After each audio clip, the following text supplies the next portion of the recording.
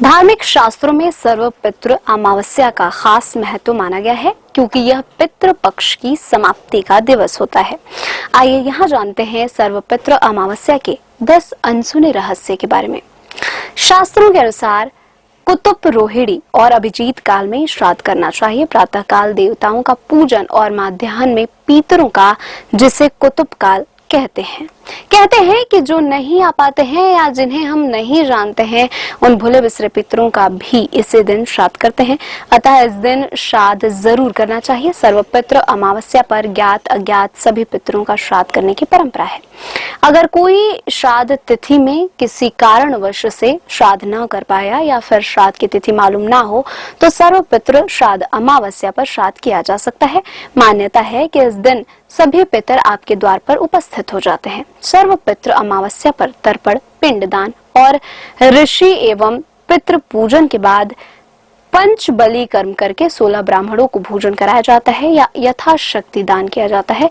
यदि कोई भी उत्तराधिकारी न हो तो प्रपौत्र या परिवार का कोई भी व्यक्ति श्राद्ध कर सकता है।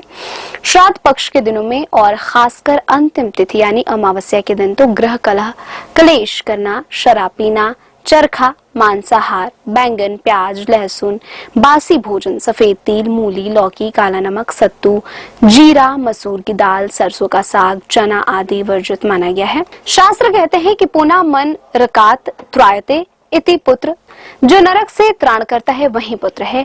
इस दिन किया गया श्राद्ध पुत्र को पितृ दोषों से मुक्ति दिलाता है। श्राद्ध आप घर में किसी पवित्र नदी या समुद्र तट पर, तीर्थ क्षेत्र या वट वृक्ष के नीचे, गौशाला, पवित्र पर्वत शिखर और सार्वजनिक पवित्र भूमि पर दक्षिण में मुख करके श्राद्ध किया जा सकता है। आप चाहें तो संपूर्ण गीता का पाठ करें या सर्वपितृ अमावस्या के दिन पितरों की शांति के लिए और उनका आशीर्वाद प्राप्त करने के लिए और उन्हें मुक्ति प्रदान का मार्ग दिखाने के लिए गीता के 2 और 7वें अध्याय का पाठ करने का विधान भी है।